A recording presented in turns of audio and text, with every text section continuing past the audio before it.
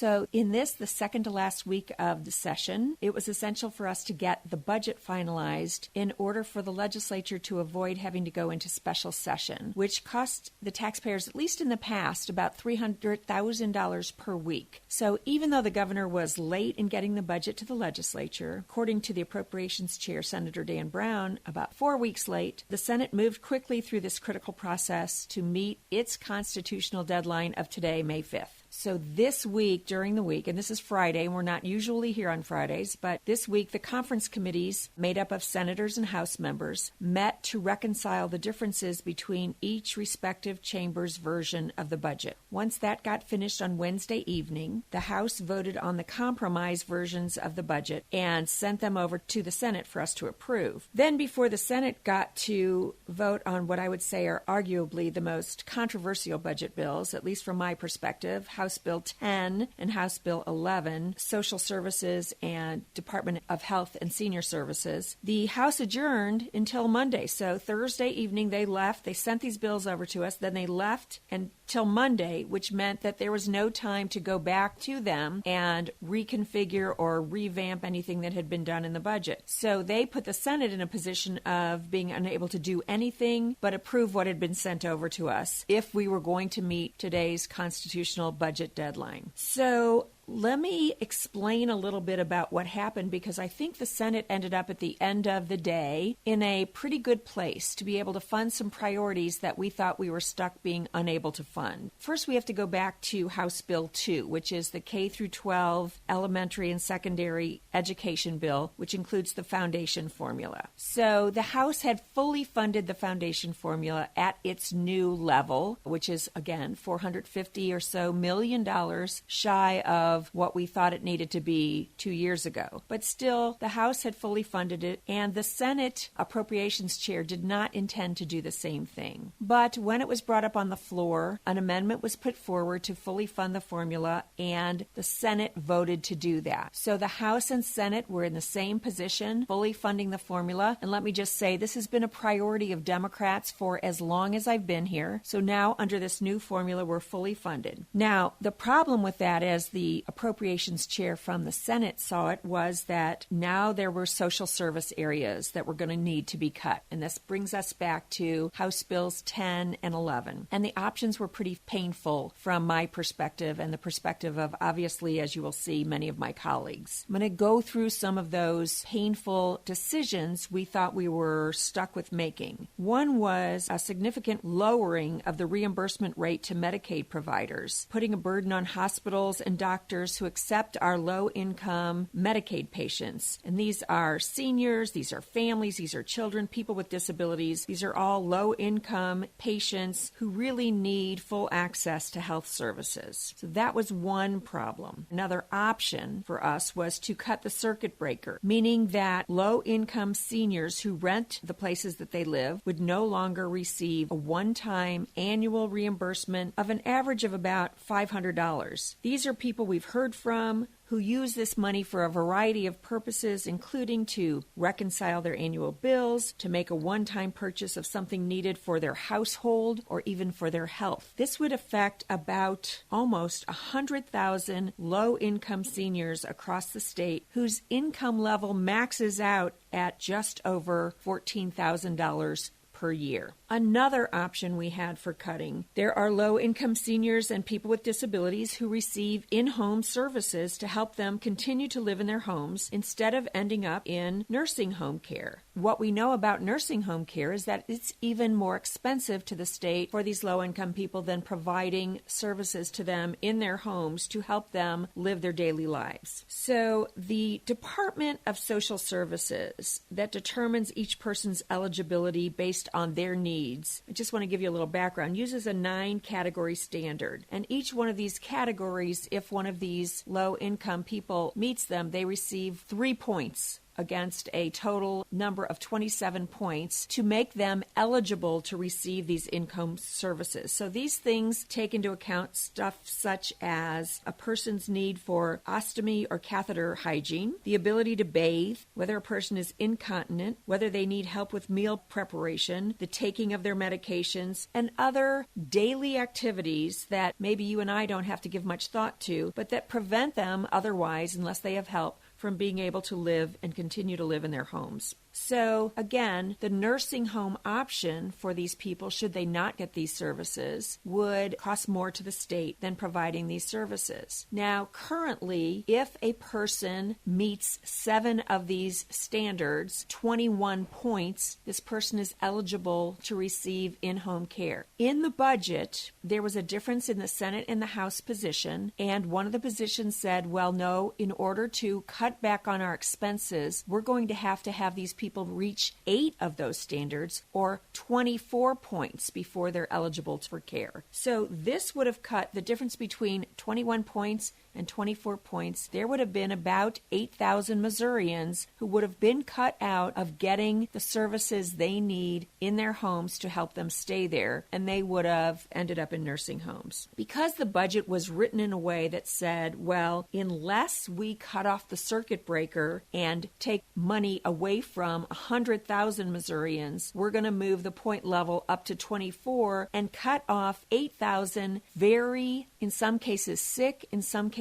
just fragile and needy individuals who want to be able to continue to live in their homes. So not good choices, but the budget bills were written in this way, and then the House left and said, okay, Senate, deal with it. So I'm going to pause here and talk about why we're in this position. So a couple of years ago, a hole was created in our budget, and we knew it was going to be created. We cut corporate taxes. And when we did that, there were several of us who stood up in our respective chambers and said, let's not do this. We are going to end up without the money we need to continue to provide essential services to people to help them live reasonable, quality lives with access to affordable health care and the ability to age in their homes. That corporate tax cut, because everybody loves to go back to their district and say they cut taxes, that corporate tax cut was put into place, and now we're living with the effects of that in an environment where revenue increases are simply not measuring up to where people had hoped they would be, because they had hoped businesses would come here, expand, or grow once we put those corporate tax cuts into place. So where do these decisions land us? We're trying to figure out whether we hurt low-income seniors and people with disabilities who rent, or those who need attendant care to be able to stay out of nursing homes. Well, with some out-of-the-box thinking and some smart thinking from people on the House and the Senate side, the Senate was able to find a way out of this devastating dilemma. There are funds in many, many line items in the budget that seem to be obscured from the budget process. And some of these funds remain in these sort of hidden areas for a couple of years before they're swept back and brought back into general revenue. Rather than waiting for those funds to be swept under law, the Senate agreed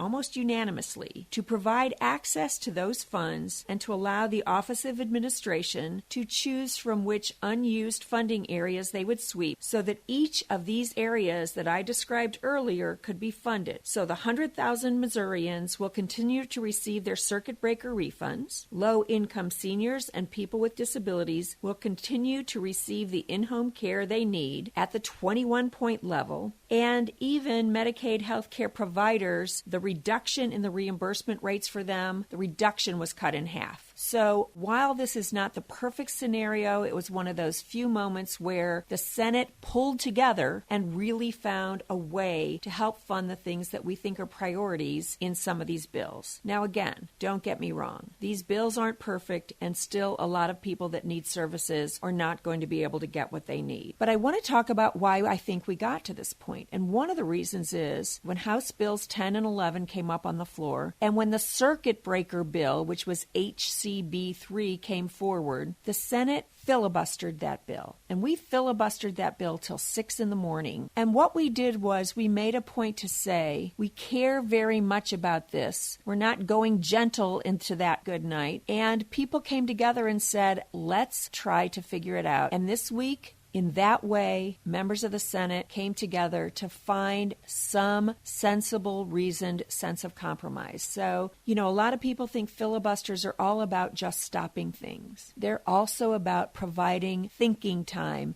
and time for negotiation and compromise. So I think that's an important lesson learned in the last couple of weeks of session. Now I'm going to move on to a different conversation, and here we are here on Friday, and it's now 4 o'clock, and we just ended session 20 minutes ago or so. And the reason we were here so late on a Friday, when we're not normally scheduled on Friday until the very last week of session, which is next week, the reason that we're here is because we had a long conversation on the floor, because you may recall that Senator Rob Schupp from St. Joseph said that he was going to let the budget proceed because we were constitutionally required to do that budget, but he was going to stand up strong and say, we cannot move forward without facing ethics changes needed to take place in this legislature. And included in at the top of his list were ethics reform around the dark money in politics. And I know we talk about dark money a lot. What dark money is money contributed to a campaign for a candidate or against a candidate, or for an issue or against an issue. Dark money means that the people who are contributing those dollars are unknown to the public. Now, in my candidate campaign, I am required to disclose every donor, those donors' addresses, where they work, unless they contribute under $100. So anybody at $100 or more, their name is on a file that I report through the Ethics Commission. But 501c4s, which are nonprofits that are allowed to do up to half of their work in the political realm, are contributing dollars from their donors for and against candidates, for and against issues, without having to say who those donations are from. Sometimes those donations can be $1 million, $100 million, $600 million. We don't even know. We know that Governor Greitens has $1.9 million in undisclosed contributions. We know that an attack on Senator Schupp in his district in the last couple of weeks has gone out and been paid for by a 501c4 that is the governor's 501c4. So we know that the governor's organization, whether he was directly responsible or not, has put out information, and actually I believe it to be false information, disparaging the character of the senator from St. Joseph. So we were supposed to work on that bill and get it to a vote on the floor. That bill was talked about all day, and it was blocked by Senator Onder from St. Charles, who is, surprisingly to me, spent a lot of time trying to undermine the senator from St. Joe's ability to move forward a bill that would say we need to know who these donors are. So for whatever reason, the senator from St. Charles, Senator Onder, is saying we don't want those dark money donors to be disclosed. And I think the public needs to know that, and I don't understand it. As you may know, earlier in this session and last session, I have filed a dark money disclosure bill to make sure that 501c4s who are working for or against political candidates or campaigns, that those donors are disclosed. So my thinking is in line with what most of the public thinks and what most of the public said through the survey we put out, that we need to know where the money is coming from to fund campaigns, because we need to know who is beholden to whom. So we will continue down that path. I think this was a very unsatisfactory day for people who want to see true ethics reform, because eventually that bill was just laid over, and we'll see if we bring it up again next week. On a final note for this week, I do want to say that we were fortunate to have a hearing in the House on the bill that I put forward that has passed through the Senate. This is to ensure that our mental health professionals receive training in understanding and knowing how to deal with people who may be suicidal and recognizing the signs and symptoms. So in Dr. Frederick's committee in the House, Dr. Representative Frederick, we put forward that bill. We had some very moving and tear-jerking testimony. One